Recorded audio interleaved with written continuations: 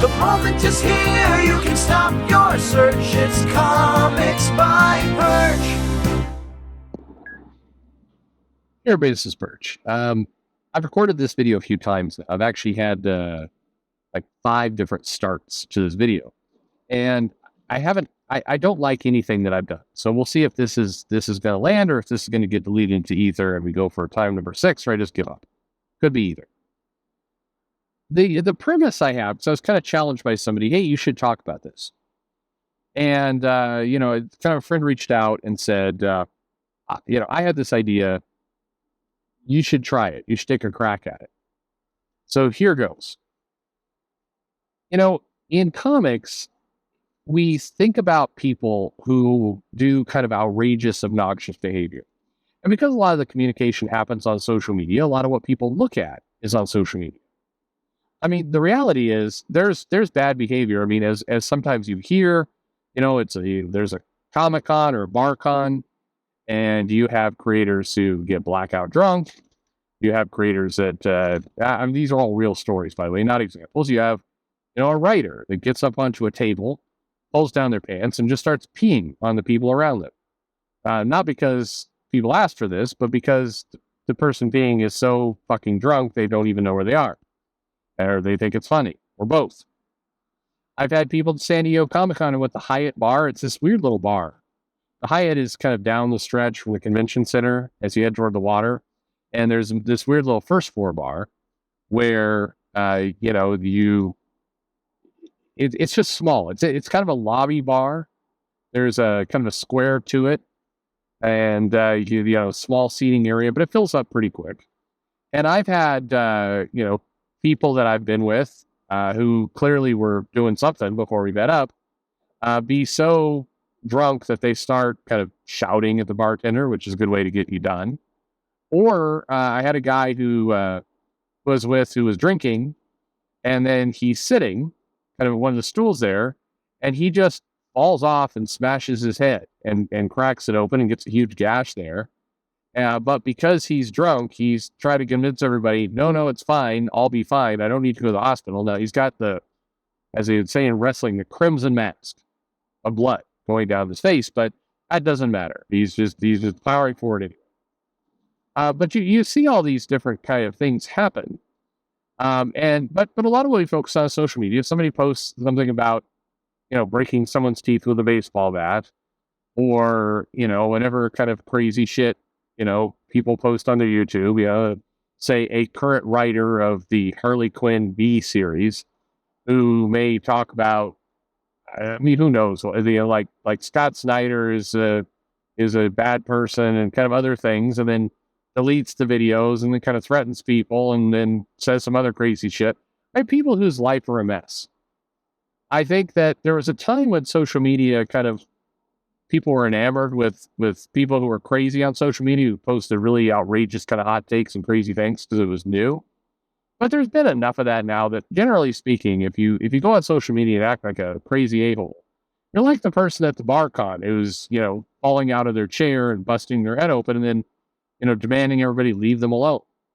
I interviewed somebody on the channel, which you may remember, who talked about, being up at the top rooftop bar of the Hyatt, and, a creator almost going out a window, basically almost falling and going out the window, plunging to their death.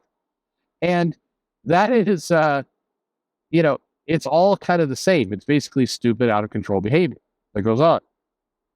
Well, as you all know, I'm sure nobody's immune to this.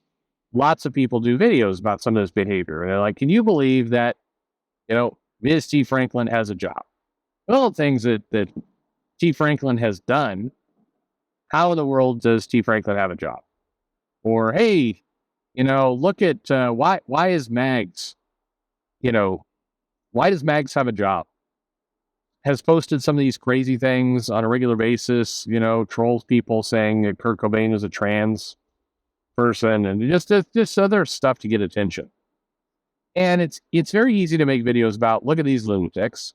It's very easy to make videos saying, this person clearly shouldn't be employed by these 2 companies, big companies in comics, and get outraged. Like, how dare they? How does this happen? There should be punishment for this. There should be a attached detriment to the career. If basically, you would say something along the lines, so this is not my analogy, but it's a good one. And, if Jim Zub, a guy who was a solid, just get shit done kind of guy, friendly to talk to, excited about comics, no nonsense. I Philip Kennedy Johnson, hell, Jason Aaron. Lots of people can say, I didn't like Jason Aaron's Avengers run. One thing you wouldn't say about Jason Aaron is that he's a lunatic on social media, because he's not. He's a fairly benign presence. His main goal seems to be do comics. You may like those comics or dislike those comics, but the one thing you wouldn't say is that, he is out of control and doing kind of dangerous bad things. You wouldn't say that because it's not true. He's not. But you might say, like, hey, if Jason Aaron did the kind of shit that, Mags Visaggio does, if he was doing that, if he was posting that kind of stuff, his career would be destroyed. He'd be done. He wouldn't have these big gigs. And but Mags, that's because he's a white guy, and there's no sympathy there. So he would quickly be rolled out of the industry. But somebody like Mags, who can play the quote unquote trans card, Mags will keep getting work. That's unfair. A number of people have said this. A number of people point this out. Or T. Franklin, like, hey, if Jim Zub said the things T. Franklin said, then Zub would not get gigs. Zub wouldn't have, comics. And look, put it this way. You may be looking at this a little wrong. It may be that, well, quite frankly, if we're saying, hey, if Jason Aaron said the kind of things Mag said, Jason Aaron wouldn't have a career in comics. Well, guess what? Mags doesn't really have a career in comics. Have you thought about it that way before? Because Jason Aaron, writer of the Avengers, created a second Avengers Forever, second Avengers title, doing big events, doing big crossovers. He's given lots of opportunities. Mags, every once in a blue moon, pops up with a comic project and struggles to get even short stories out the door. You see lots of anthologies. You see lots. I mean, hell, the companies are all doing Pride issues right now. Where's Mags doing a Pride issue? As a quote-unquote industry vet, shouldn't Mags be doing that? Or take another person that's talked about on the internet who regularly says crazy shit. Joe Glass. Where's Joe Glass's, Avengers run of 30 issues? Well, he doesn't have it. Because believe it or not, the same logic does apply. It turns out that if you say crazy shit online, it may not be completely excommunicated from comics, but your career isn't exactly going to flourish. And the proof is actually in what we see. Mags said crazy shit. And Mags doesn't have a career. Mags has, quite frankly, exactly the career you would expect a Jason Aaron to have if Jason Aaron said the same kind of things as Mags. Look at, we a lot of people talking about T. Franklin, like, how could she get away with this? Has T. Franklin gotten away with this? Yes, she has that The Animated Adventures of Harley Quinn series, and I guess wrote a backup story, or maybe the full story, about My Little Pony and a handicapped My Little Pony. All right, is that a great comic career? Serious. By the way, this is not me trying to convince you out of something. It's me trying to kind of say, look, I think a lot of the people who act nuts on social media and kind of act out to do crazy stuff, like, standing up in at a comic convention and peeing on people, their careers don't exactly do amazing. The majority of them don't. Mark Waid, when he was at the epicenter of a lot of the stuff he was doing online, he saw a lot of his Marvel work shrink and kind of disappear during that time frame. People were very focused on well, you shouldn't have done it, and the court case of what was going on, or the lawsuit. They had just some of these other elements about Wade, but what people might forget or not remember, that Wade now on World's Finest and doing the work he's doing for DC, it came after a lengthy period of Wade kind of putting his head down and saying nothing and shutting up about the whole thing. There is a correlation here. It's not a perfect one, but if you do crazy stuff, so if you ever had the argument like, hey, Philip Kennedy Johnson said the kind of stuff that Vita Ayala says online, he'd be rolled out of the industry. Probably right. But Vita has kind of also been rolled out of the industry. All these comments, all these things that have happened, they haven't exactly come without consequence. There has been a consequence. We may just collectively have not noticed it. The consequence is these careers are going nowhere. I don't want to say they're over, but they're pretty close to it. Vita has no current Marvel work. Vita has no current DC work. It's possible that, work pops up. I don't deny it. Like I said, Wade kind of went silent for a while, and then lo and behold, started writing comics again for DC. But I think there's more of a consequence to this stuff than people realize. Basically, you have these creators who are more or less relegated to a nothing career. If you're T. Frankel and your dream was to write comics, I can't imagine you're happy writing a kind of half of a comic about My Little Pony and Harley Quinn, the Animated Adventures, which is not even the main selling Harley Quinn title. It's not even one that DC promotes, like, at all. That title is kind of stuffed in the corner and forgotten. Now, by the way, you might say, hey, well, that's nice and all, but the person still is getting work in comics. So it still feels like, they're getting paid and they're still getting stuff. And that's not fair. And my comment to you would be, maybe not. Maybe it's not fair. But does it matter? Well, I guess it matters if you love Harley Quinn, you want to read those comics, and you've got some lunatic on top of that book. But you should be able to take some comfort from the idea of this will pass. There will come a day like no other. I couldn't resist, I'm sorry. But there will come a day where these people who may get, a couple of lingering projects will fade away. I think that there's been a decent impact to careers via bad behavior. It's not always immediately noticeable.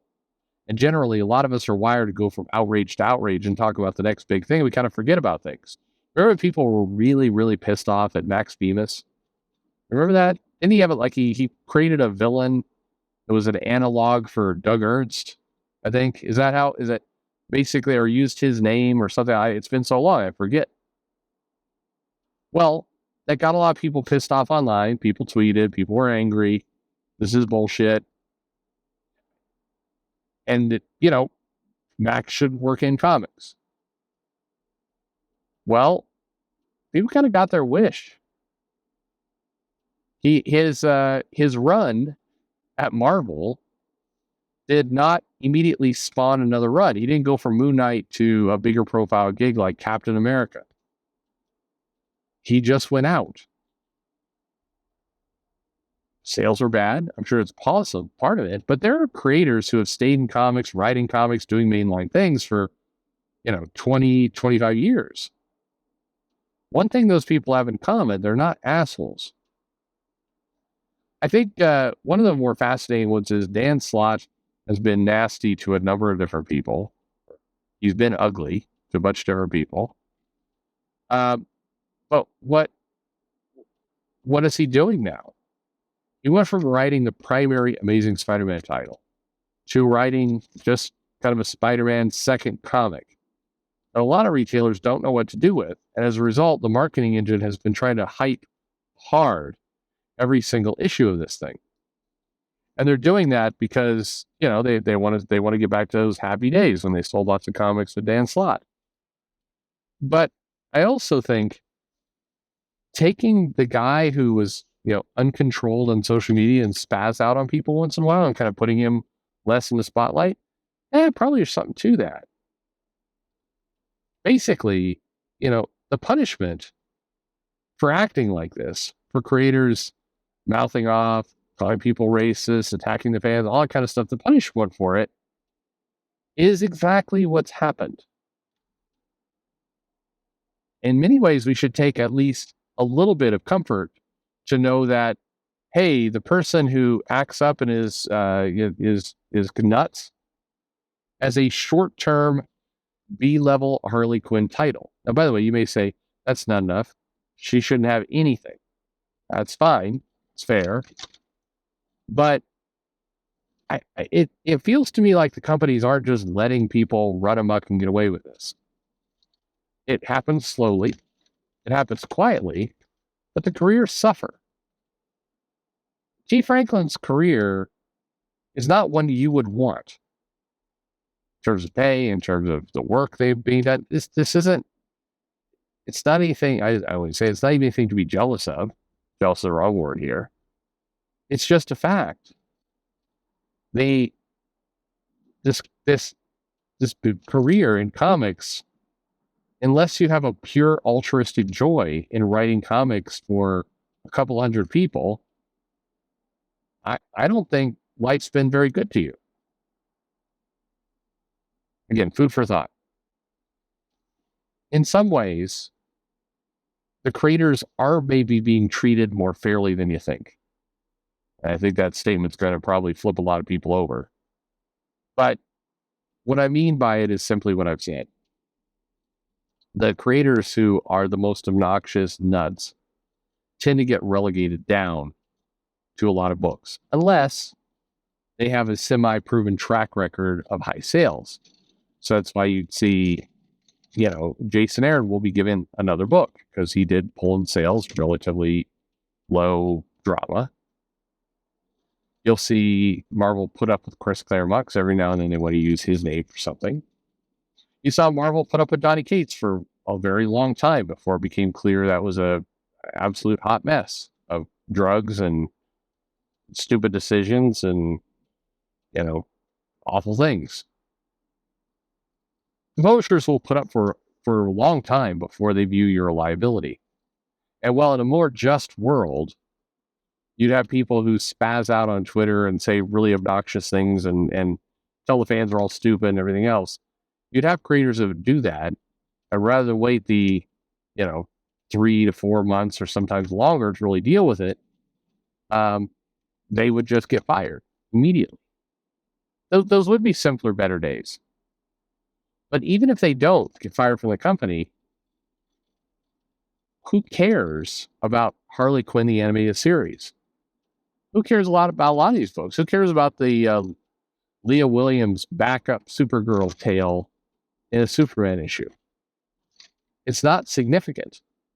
Now, granted, they could put that in the main title. They could build it all up. But from the surface, just looking at it, feels like a waste. It feels like it doesn't matter. And it feels that way because it doesn't. These works, you can call them a charity case to the creators, you can call them a number of different things, but what they're not are hot-selling, career-building books. And you do need to have those. You need to have comics on the shelf that are going to propel somebody for 20 or 30 years. That's how we got Neil Adams and George Perez and, a bunch of really incredible comic creators who told stories over time and it worked out for them. Anyway, like I said, I don't think this is probably a very popular view. But the thing to kind of open your eyes about is a lot of people that you've been complaining about or you may have heard about, they didn't exactly get off scot-free. their careers are in the toilet, many of them. So which career would you rather have? Comic with a stable creative team, doesn't engage in internet drama, just does their shit, sells 75,000 copies a month? Or do you want to be involved in the hot mess project? I'm guessing you want that first one. Because the second one is basically it's a punishment without calling it a punishment. Steve Franklin, for all the noise, for all the the shenanigans that have been pulled there, is not writing the mainline Batman title, or Superman, or Wonder Woman, or Aquaman, or Green Lantern, or the Joker. No, not at all. They get scraps. Not enough to sustain them on, not enough to really matter. They're all being fed with a lie of, if you just suck it up and do that for a little while longer, like maybe a couple more months longer, then an opportunity will break for you and you'll be ready to go. Yep. Sounds good. A way better position to be in is just own it from the beginning. Be in charge. Anyway, let me know what you think in the comments below. Like I said, probably a little crazy. And thanks for listening. I'm curious if that's comparable to this sort of world, this culture of toxic fandom, where like if you make a movie, especially if you make a superhero movie, like you have great intentions, but there are always going to be a small yet vocal group of people there can kind of just be toxic. I understand what you're saying, but when it comes to fans, it is a fan's right to have whatever opinion they want to have. And people are going to be upset because, especially when you're talking about books or games, because you're never going to be the exact person who they had in their head or who they played on Witcher 3, for example. I don't necessarily consider that toxic. I just consider that passionate.